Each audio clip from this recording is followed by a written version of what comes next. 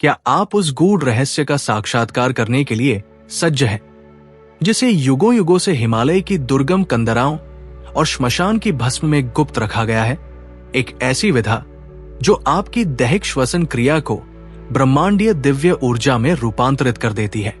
अघोर परंपरा का ये अटल सत्य है कि जो साधक अपने प्राणों की गति पर स्वामित्व प्राप्त कर लेता है, वो स्वयं महाकाल पर भी विजय प्राप्त कर लेता है। आज हम अघोरियों की उस अत्यंत गोपनीय 108 श्वास साधना का उद्घाटन करेंगे, जो मात्र 24 घंटों के अंतराल में आपकी सुप्त चेतना को जागृत करने का सामर्थ्य रखती है। ये कोई सामान्य प्राणायाम अभ्यास नहीं है। ये आदिदेव महादेव की उस प्रचंड ऊर्जा का आवाहन है जो आपके रोम रोम को झंकृत कर देगी। प्रणाम साधकों, आज की ये यात्रा अत्यंत गहन और रहस्यमयी होने वाली है। हम उस पथ पर अग्रसर होंगे जहां आधुनिक विज्ञान और सनातन अध्यात्म का महामिलन होता है। अघोरी, जिन्हें संसार प्राय भ्रांतिवश अनुचित समझता है, वे वास्तव में ऊर्जा विज्ञान के सर्वोच्च ज्ञाता होते हैं। उन्हें भली भांति ज्ञात है कि ये नश्वर देह पंचमहाभूतों से निर्मित है, किंतु इसे संचालित करने वाली शक्ति अद्वितीय है, प्राण। और इस प्राण शक्ति का प्रत्यक्ष संबंध हमारी श्वास प्रश्वास से है। हमारी प्रत्येक श्वास में शिव तत्व विद्यमान है। यदि आप इस श्वास को उचित विधि से ग्रहण करने की कला सीख लें, तो सिद्धियों के द्वार स्वतः ही खुलने लगते हैं। अघोर तंत्र में 108 की संख्या का महत्व अत्यंत विशिष्ट है। ये केवल एक गणितीय अंक नहीं, अपितु ब्रह्मांड और मानव शरीर के मध्य का एक ऊर्जा सेतु है। हमारे शरीर में 108 प्रमुख ऊर्जा केंद्र अथवा नाड़ियां मानी गई है। जब हम 108 बार एक विशेष लयबद्धता में सांस लेते हैं, तो हम प्रत्यक्ष रूप से उन सुप्त केंद्रों को स्पंदित करते हैं। इस प्रयोग की सफलता के लिए आपका संकल्प वज्र के समान होना चाहिए। यदि मन में विचलन है, तो ये प्रयोग फलित नहीं होगा। आपको स्वयं को पूर्णतः शिव के चरणों में समर्पित करना होगा। प्रयोग प्रारंभ करने से पूर्व अपनी मानसिक अवस्था को स्थिर करना अनिवार्य है। अघोर मत के अनुसार जब तक आप आंतरिक रूप से शून्य नहीं होते, तब तक बाह्य शक्तियों का नियंत्रण संभव नहीं है। इस 108 श्वास क्रिया के लिए ब्रह्मा मुहूर्त अर्थात प्रातः 4 से 6 बजे का समय सर्वोत्तम है, किंतु यदि आप इसे रात्रि के गहन सन्नाटे में 11 बजे के पश्चात करते हैं, तो इसका प्रभाव कई गुना अधिक होता है। स्थान ऐसा सुनिश्चित करें जहां कोई व्यवधान न हो। वातावरण की शुद्धि हेतु एक दीपक या धूप प्रज्वलित करें। अब अपने आसन पर विराजमान हो जाएं। स्मरण रहे, आपकी मेरुदंड, रीढ़ सर्वथा सीधी होनी चाहिए, क्योंकि ऊर्जा का ऊर्ध्वगमन इसी मार्ग से होता है। इस साधना में आसन की स्थिरता ही आपकी आधी विजय सुनिश्चित करती है। सुखासन या सिद्धासन में स्थित हो। नेत्रों को कोमलता से बंद करें और अपनी चेतना को आज्ञा चक्र, दोनों भौं के मध्य पर एकाग्र करें। मानस पटल पर साक्षात महादेव की उपस्थिति की कल्पना करें। शरीर को शिथिल छोड़ दे, परंतु रीढ़ को झुकने न दे। अब हम उस चरण में प्रवेश कर रहे हैं जहां सामान्य वायु दिव्य प्राण में परिवर्तित होगी। सर्वप्रथम फेफड़ों को पूर्णतः रिक्त करें। एक दीर्घ रेचक करें। अघोरियों का ये 108 श्वास प्रयोग 3 सोपानों में विभक्त है। प्रथम सोपान शुद्धिकरण। अगले कुछ क्षणों तक आपको केवल अपनी श्वास की गति का दृष्टा बनना है। इसे साक्षी भाव कहा जाता है। जब आप श्वास को केवल देखते हैं, तो विचार स्वतः शांत होने लगते हैं। जैसे ही मन की चंचलता थमती है, देह के भीतर ऊर्जा के द्वार खुलने लगते हैं। क्या आप अनुभव कर रहे हैं? परिवेश में परिवर्तन हो रहा है। वायुमंडल में एक विचित्र भारीपन और साथ ही शीतलता का आभास होने लगेगा।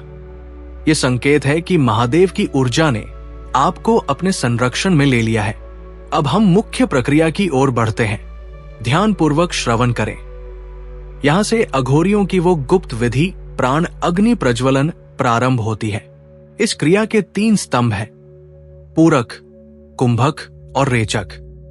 अघोर मार्ग में इसे केवल सांस लेना नहीं, अपितु ब्रह्मांडीय चेतना का पान करना माना जाता है। मेरुदंड को लौह दंड की भांति सीधा रखें।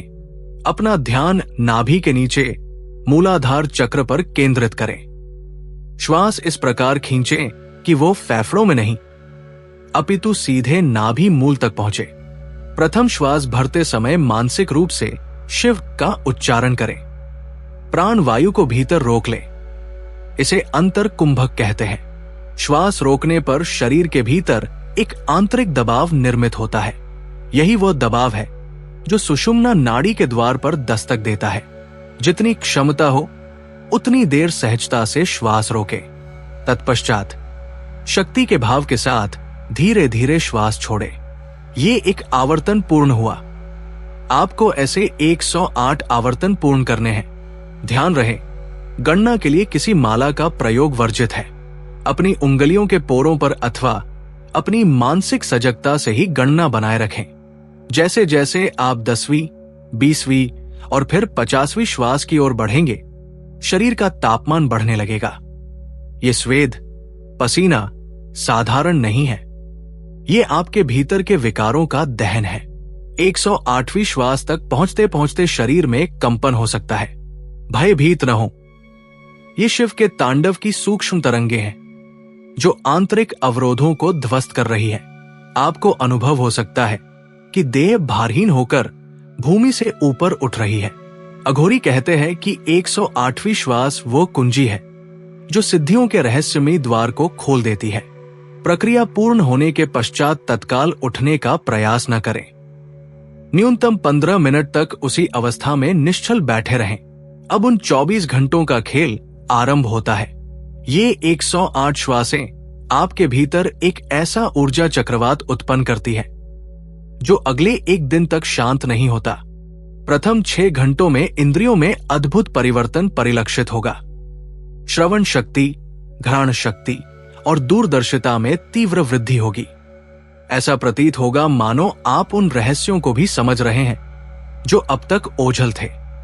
प्रकृति का कण-कण, वृक्ष, प्राणी, सब कुछ एक नवीन चेतना के सूत्र में बंधा हुआ दिखाई देगा। 6 से 12 घंटों के मध्य मन में गहरा वैराग्य और प्रचंड आत्मविश्वास उदित होगा। अघोर पंथ में इसे भैरव भाव की संज्ञा दी गई है। भय का अस्तित्व समाप्त हो जाएगा।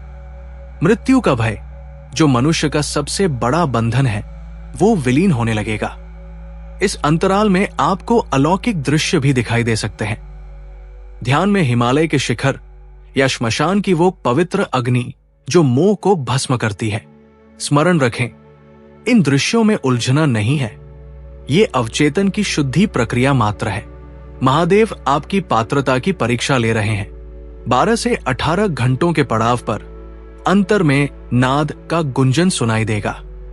ये अनहद नाद है, जैसे दूर बजता शंख या डमरू का स्वर। ये ध्वनि ही आपकी मार्गदर्शक है। अघोरी इसी नाद का अनुसरण करते हुए समाधिस्थ होते हैं। ऊर्जा का प्रवाह इतना तीव्र होगा कि निद्रा का लोप हो जाएगा और नेत्रों में एक विशेष तेज आ जाएगा जिसे सहन करना सामान्य जन के लिए कठिन होगा। यही सिद्धियों का प्राथमिक लक्षण है। अब अंतिम चरण 18 से 24 घंटे। ये वो कालखंड है जब साधक और साध्य का भेद मिटने लगता है। आपके भीतर का अघोरी, जो घोर नहीं, जो सरल है, जागृत हो उठता है। आपको अनुभव होगा कि ब्रह्मांड का समस्त ज्ञान आपके भीतर ही निहित है। जिस विषय पर भी ध्यान केंद्रित करेंगे, उसके रहस्य स्वतः अनावृत होने लगेंगे।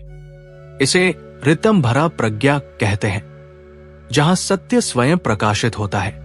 24 घंटे के इस प्रयोग के समापन पर एक विलक्षण शांति का अनुभव होगा। आप वो व्यक्ति नहीं रहेंगे जो एक दिन पूर्व थे। श्वासों की गति स्वतः ही सूक्ष्म और दीर्घ हो जाएगी। सिद्धियां कोई चमत्कार नहीं, अपितु प्रकृति के साथ पूर्ण सामंजस्य का प्रतिफल है। 108 श्वासों का ये प्रयोग उस शिवत्व को जगाता है जो मानवीय वासनाओं के मलबे में दबा था। अघोरी श्मशान में इसलिए रमता है क्योंकि वहां जीवन मृत्यु का द्वंद्व समाप्त हो जाता है। आपने अपने भीतर के उस श्मशान को जागृत किया है जहां अहंकार की चिता जल चुकी है। किंतु सावधान रहें, ये शक्तियां जितनी शीघ्रता से आती हैं, उतनी ही शीघ्रता से जा भी सकती है। यदि इनका दुरुपयोग अहंकार तुष्टि या अहित के लिए किया गया। अघोर मार्ग का परम नियम विनम्रता है। जितनी विशाल शक्ति, उतना ही गुरुतर उत्तरदायित्व। इन शक्तियों को शिव चरणों में समर्पित कर दें। सब कुछ महादेव का है। इस भाव के साथ सिद्धियां आपके जीवन में स्थायी हो जाती है। अघोरियों का ये गुह्य मार्ग हर किसी के लिए सुलभ नहीं है। ये केवल उनके लिए है जिनके हृदय में सत्य पिपासा है। यदि आपने इस 108 श्वास प्रयोग को पूर्ण निष्ठा और पवित्रता से संपन्न किया, तो विश्वास मानिए, आपको अन्य किसी साधना की आवश्यकता नहीं रहेगी। आपकी प्रत्येक श्वास मंत्र बन जाएगी, प्रत्येक कर्म पूजा बन जाएगा। यही अघोर का मूल तत्व है। सर्वत्र शिव दर्शन। प्रयोग के पश्चात कुछ दिनों तक सात्विक आहार लें और मौन व्रत का पालन करें। मौन में ही ये ऊर्जा जड़ जमाती है। ये 24 घंटे आपके जीवन का कायाकल्प कर सकते हैं। आपने महादेव के द्वार पर दस्तक दी है, जहां से कोई रिक्त हस्त नहीं लौटता। धीरे धीरे नेत्र खोलें। हथेलियों का घर्षण कर उस ऊष्मा को नेत्रों पर धारण करें। उस तेज को महसूस करें जो अब आपकी नई पहचान है। ये 108 श्वासें केवल वायु का आवागम नहीं थी। यह आपके भीतर महाकाल के अवतरण की पूर्व पीठिका थी। अब हर श्वास में शिव का स्मरण रखें। यह प्रयोग केवल सिद्धियों का नहीं, अपितु आत्म साक्षात्कार का राजपथ है। अघोर पंथ की इस गुप्त विद्या का सम्मान करें और इसे बीज रूप में अपने भीतर रोपित करें। कालांतर में यही बीज एक विशाल वटवृक्ष बनेगा, जिसकी छाया में आप अनंत शांति पाएंगे। शांति, शांति, शांति। साधकों, इस यात्रा में साथ चलने के लिए आभार। महादेव की कृपा आप पर बनी रहे। ये मार्ग दुर्गम है, पर गंतव्य निश्चित है। अपनी शक्तियों से लोक कल्याण करें। अघोर शिव की शरण में रहें। वही सत्य है, वही सुंदर है।